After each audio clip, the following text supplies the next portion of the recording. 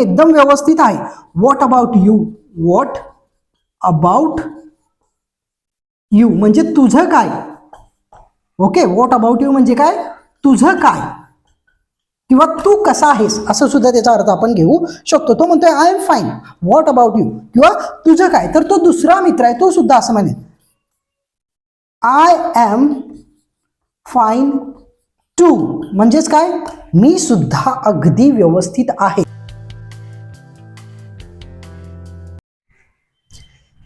English easy या चॅनलमध्ये मित्रांनो तुमचं पुन्हा एकदा खूप खूप स्वागत. मित्रांनो, आजच्या व्हिडिओमध्ये आपण इंग्रजीमध्ये संवाद कसा साधला जातो या गोष्टीवर चर्चा करणार. मित्रांनो, बऱ्याचदा असं होतं की आपल्याला इंग्रजी माहीत असतं, इंग्रजीमधली काही वाक्य माहीत असतात, ती कशी बोलायची हे सुद्धा आपल्याला माहीत असतं. मात्र बऱ्याच वेळेला आपल्याला जर संवाद साधायचा झाला तर तो संवाद साधता येत नाही, कारण बऱ्याच अंशी संवाद साधणं हे पुढचा व्यक्ती काय बोलतोय याच्यावर डिपेंड असतं. त्यामुळे पुढच्या व्यक्तीने एखादी वेगळी गोष्ट विचारली किंवा वेगळं काहीतरी विचारलं तर आपल्याला ती गोष्ट माहीत नसेल तर संवाद साधणं अवघड जातं. त्यामुळे मित्रांनो, आपण संवाद कसा साधायचा या गोष्टीवर आज चर्चा करणार आहोत. त्यामुळे व्हिडिओ पूर्ण बघा की जेणेकरून तुम्हाला मी जे काही सांगणार आहे ते अगदी व्यवस्थित समजेल. मित्रांनो, ज्या वेळेला संवादाची सुरुवात आपल्याला करायची असते त्यावेळेला काही सॅल्युटेशन्स, ज्याला आपण अभिवादन असं म्हणतो, अभिवादन, त्या अभिवादनाचा वापर करायचा असतो. म्हणजेच ज्या वेळेला आपल्याला एखाद्या व्यक्तीशी बोलायचं असतं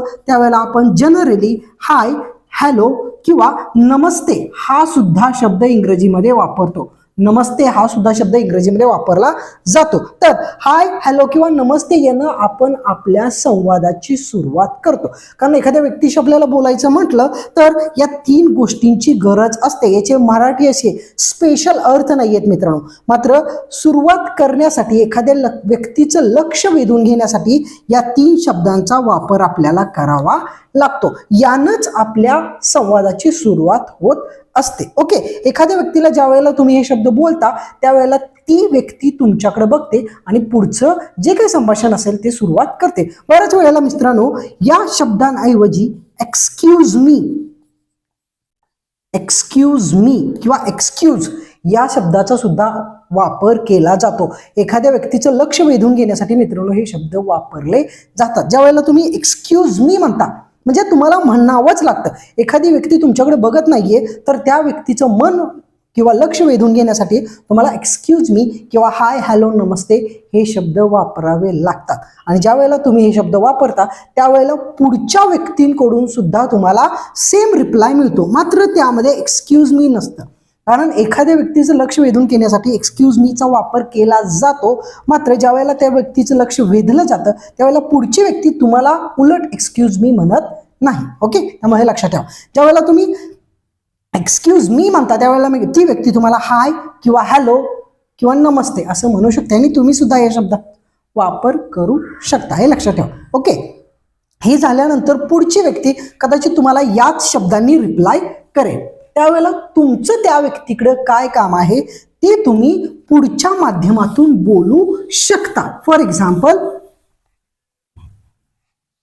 तुम्हाला त्या व्यक्तीला वेळ विचारायची. Okay, what's the time, what's the time म्हणजे किती वाजलेत. ओके, व्हॉट्स द टाइम म्हणजे किती वाजलेत. तुम्ही त्या व्यक्तीला विचारताय किती वाजलेत हे तुम्हाला विचारायचं असेल तर तुम्हाला व्हॉट्स द टाइम किंवा व्हॉट इज टाइम असं सुद्धा तुम्ही म्हणू शकता. यावरून त्या व्यक्तीला कळते की तुम्हाला वेळ पाहिजे. ओके, ज्या वेळेला त्या व्यक्तीला सांगायचं असेल त्यावेळेला ती व्यक्ती या पद्धतीने सांगते इट्स.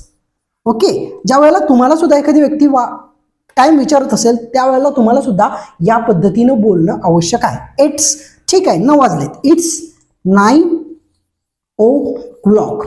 ओके, याच पद्धतीनं तुम्हाला हे सेंटेन्स बनवावं लागेल. म्हणजे आत्ता इट्स आता हे आहे असं घेतला जातो, मात्र बोलण्यासाठी तसं वापरलं जातं. म्हणजेच 9 वाजलेत मराठीमध्ये फक्त एवढाच याचा अर्थ होतो, 9 वाजलेत. ओके, या पद्धतीनं पुढचा व्यक्ती तुम्हाला बोलू शकतो किंवा सांगू शकतो. ठीक आहे, ज्या व्यक्तीला वेळ विचारायची होती त्या व्यक्तीला कळालेलं आहे. काय कळालेलं आहे? वेळ किती झालेली आहे. त्यावेळेला ती व्यक्ती असे म्हणेल थँक्यू, थँक्यू सो मच म्हणजे त्या व्यक्तीला वेळ काढलेली आहे, त्या व्यक्तीला आता आभार मानायचे आहेत, तर ती व्यक्ती काय म्हणते, थँक्यू सो मच म्हणजेच तुमचा आभारी आहे, तुमचा आभारी आहे. थँक्यू सो मच या शब्दाचा अर्थ होतो तुमचा आभारी आहे. तर पुढची व्यक्ती ज्या वेळेला तुम्ही असं म्हणणार त्यावेळेला पुढची व्यक्ती म्हणते तुम्हाला it's all right. It's all right म्हणजेच असू द्या, असू द्या, किंवा याची काही गरज नाही, याची काही गरज नाही. म्हणजे एखाद्या संवादाला मित्रांनो या प्रकारे सुरुवात होत असते. मग तुम्हाला जे काही विचारायचं आहे तर ते तुम्ही या पद्धतीने विचारू शकता. मात्र जे सॅल्युटेशन्स आहेत किंवा जे अभिवादन आहेत ते अभिवादन पाळणं तुम्हाला खूप गरजेचं आहे. मराठीत शक्यतो या प्रकारची अभिवादन नाहीत किंवा खूप कमी आहेत, त्यामुळे मराठीमध्ये जास्त अभिवादनाचा वापर केला जात नाही, तो इंग्रजीमध्ये भरपूर केला जातो. ओके, म्हणजे तुम्हाला काय बोलायचं आहे हे पुढच्या व्यक्तीवर डिपेंड असतं. फॉर एक्झाम्पल तुम्हाला एखादा ॲड्रेस विचारायचा, ओके, तुम्ही त्या व्यक्तीला म्हणताय हाय, ओके, त्या व्यक्तीकडून रिप्लाय येतो हॅलो. ओके, तुम्ही हाय असं म्हणताय आणि त्या व्यक्तीकडून रिप्लाय येतोय हॅलो. ओके, तुम्ही काय म्हणताय, can you tell me this address. Can you tell me this address म्हणजे मला हा पत्ता सांगाल का, मला हा पत्ता सांगाल का. ओके, मला हा पत्ता सांगाल का म्हणजे can you tell me this address, तुम्हाला पत्ता विचारायचा. ओके, तुम्ही त्या व्यक्तीला विचारला, तो व्यक्ती म्हणेल okay why not, why not किंवा ऑफकोर्स हे दोन्ही शब्द वापरले जाऊ शकतात. वाय नॉटचा अर्थ होतो का नाही, म्हणजे मी तुम्हाला पत्ता सांगणार, का सांगणार नाही. ओके, वाय नॉट म्हणजे का नाही, आणि ऑफकोर्स ज्याला मराठीमध्ये अर्थातच असं म्हटलं जातं. ओके, या शब्दांऐवजी तुम्ही अजून दोन शब्द वापरू शकता, ते म्हणजे डेफिनेटली. ओके, ज्याला आपण मराठीमध्ये नक्कीच असं म्हणतो, म्हणजे या पद्धतीनं सुद्धा तुम्ही म्हणू शकता, किंवा तुम्ही शुअर म्हणजेच खात्रीनं किंवा नक्की. म्हणजे ज्या वेळेला तुम्हाला असं बोलायचं असेल त्यावेळेला तुम्ही वाय नॉट म्हणू शकता, ऑफकोर्स म्हणू शकता, डेफिनेटली म्हणू शकता आणि शुअर असं सुद्धा म्हणू शकता. ओके, त्यानंतर पुढची व्यक्ती म्हणेल की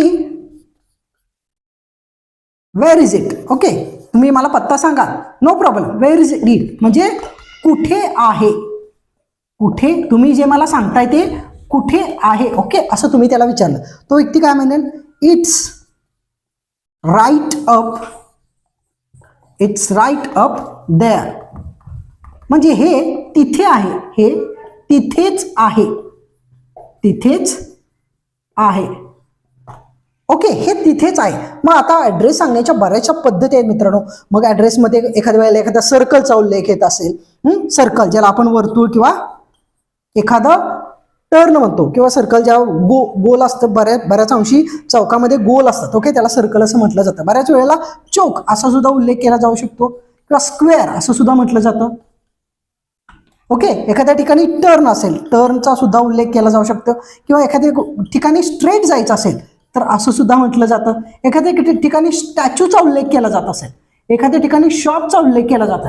असे वेगवेगळे शब्द तुम्हाला ज्यावेळेला ॲड्रेस विचारला जातो त्यावेळेला त्याच्यामध्ये यूज करावे लागतात, हे लक्षात ठेवा. ठीक आहे, त्या व्यक्तीला कळालं की त्याला कुठं जायचं आहे, तर तो त्या व्यक्तीने सांगितले की अशा अशा ठिकाणी या, तो म्हणेल thanks a lot. Okay, thanks a lot म्हणजे तुमचं खूप आभार. तर तो व्यक्ती म्हणेल इट्स माय प्लेजर, असा सुद्धा शब्द वापरला जातो. It's my pleasure. मित्रांनो, प्लेजर या शब्दाचा अर्थ कर्तव्य असा घेतला जातो. इट्स माय प्लेजर म्हणजे हे माझं कर्तव्यच होतं. या पद्धतीनं तुम्ही ते संभाषण पूर्ण करू शकता. म्हणजे मित्रांनो, एखाद्या व्यक्तीशी ज्या वेळेला तुम्हाला संवाद साधायचा असतो त्यावेळेला तुम्हाला त्याची सुरुवात सॅल्युटेशननं करणं खूप गरजेचं आहे, आणि त्यानंतर तुम्हाला पुढची व्यक्ती काय विचारते याच्यावर तुमचं बोलणं डिपेंड आहे. म्हणजे तुम्हाला काय बोलायचं आहे ते पुढल्या व्यक्तीच्या, तुम्हाला टाइम विचारलं तर त्या पद्धतीने बोलावं लागेल, तुम्हाला ॲड्रेस विचारला तर त्या पद्धतीनं बोलावं लागेल. ओके, एखाद्या ठिकाणी एक दोन मित्र आहेत आणि ते दोन मित्र खूप दिवसानंतर भेटलेत. ओके, तर पहिला मित्र म्हणेल हाय किंवा हॅलो म्हणेल. ओके, हाय म्हणेल किंवा हॅलो म्हणेल. त्यावेळेला दुसरा मित्र सुद्धा हाय किंवा हॅलो म्हणेल. ओके, त्यानंतर पहिला मित्र म्हणेल how are you. How are you म्हणजेच काय, तू कसा आहेस, तू कसा आहेस. ओके, पहिल्या मित्रानं विचारलं, काय विचारलं की तू कसा आहेस. त्यावेळेला दुसरा मित्र म्हणेल okay I am fine. I am fine, मी एकदम नीट आहे, मी एकदम व्यवस्थित आहे. What about you. What about you म्हणजे तुझं काय.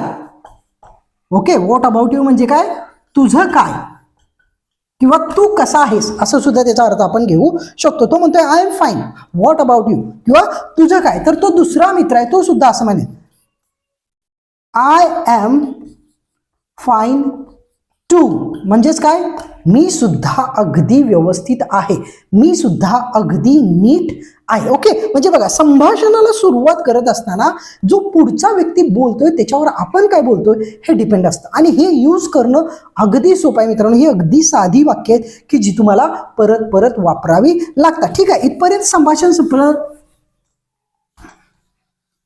त्याच्यानं संपलेलं नाहीये. ओके, परत तो म्हणेल it's long time. It's long time म्हणजेच काय, खूप दिवस झाले, खूप दिवस झाले. इट्स लॉंग टाइम, खूप दिवस झाले. I didn't see you. I didn't see you म्हणजेच काय, खूप दिवस झाले मी तुला पाहिलं नाही. बघा, खूप दिवस झाले मी तुला पाहिलं नाही. कदाचित बी कुठेतरी बाहेर गेला असेल. Okay, I had been in Delhi. Okay, मला त्या व्यक्तीने त्याला पाहिलं नाही कारण तो व्यक्ती कुठे होता, आय हॅड बीन होता. Okay, he had been in Delhi म्हणजे तो दिल्लीमध्ये होता. कदाचित हे मुंबईमध्ये भेटले असतील. ओके, आणि मुंबईमध्ये राहत असतील आणि तो तिथं नव्हता, आता तो कुठे होता, दिल्लीला होता. ओके, मग तो कदाचित पुढचा व्यक्ती विचारेल की वाय, कशासाठी, तू दिल्लीला का गेलेला होता. ओके, तू दिल्लीला का गेलेला होता असं तो विचारेल. तर तो कदाचित वेगळं जो बी आहे तो सांगेल की ड्यू टू ज्याला मराठीमध्ये आपण त्यामुळे म्हणतो, due to my family issues. Okay, माझ्या परिवाराचे काही प्रॉब्लेम्स होते आणि त्या प्रॉब्लेम्समुळं मी तिथं होतो. ठीक आहे, कदाचित ए असं म्हणले, ओ असं होतं का. ओके, असं होतं का. Then are you going again. Are you going again म्हणजे तू परत जाणार आहेस का. ओके, तू परत जाणार आहेस का. Are you going again. B असं म्हणेल येस आय हॅव टू म्हणजे हो मला जायचं आहे. हॅव टू जाणे, जायचं असणे यासाठी वापर केला जातो. ओके, आता एचं बोलून पूर्ण झालेलं आहे. तो कदाचित म्हणेल okay we shall meet again. ठीक आहे, आपण पुन्हा भेटू. We shall meet again. ठीक आहे, बी म्हणेल ओके. बी म्हणेल ओके सी यू सून म्हणजेच काय, सी यू सून लवकरच भेटू यासाठी सी यू सूनचा वापर केला जातो. तर मित्रांनो, अशा प्रकारे इंग्रजीमध्ये संवाद साधला जातो जो की अतिशय सोपा आहे. फक्त पुढचा व्यक्ती काय बोलतोय याच्यावर हे पूर्ण डिपेंड असतं. आपण इंग्रजीमध्ये संवाद कसा साधला जातो हे बघितलं मित्रांनो. बऱ्याचदा संवाद संपवत असताना ओके, थँक्स, मीट यू या प्रकारचे शब्द वापरले जातात आणि भेटत असताना ग्लॅड किंवा ग्लॅड टू मीट यू असं म्हटलं जातं म्हणजे भेटून आनंद झाला. Okay, good to see you भेटून बरं वाटलं. गुड टू सी यू म्हणजे भेटून बरं वाटलं. यासारखे सुद्धा शब्द वापरले जातात जे की तुम्हाला माहीत असणं खूप गरजेचं आहे. तर ठीक आहे मित्रांनो, या व्हिडिओमध्ये आपण इंग्रजीमध्ये संवाद कसा साधला जातो याच्यावर चर्चा केली. व्हिडिओ जर आवडला असेल तर लाईक, शेअर आणि सबस्क्राईब करायला विसरू नका मित्रांनो, कारण या प्रकारचे भरपूर व्हिडिओ मी तुमच्यासाठी घेऊन येणार आहे. तर ठीक आहे मित्रांनो, या व्हिडिओमध्ये एवढंच. भेटूया पुढच्या व्हिडिओमध्ये अशाच एका नवीन टॉपिक सह.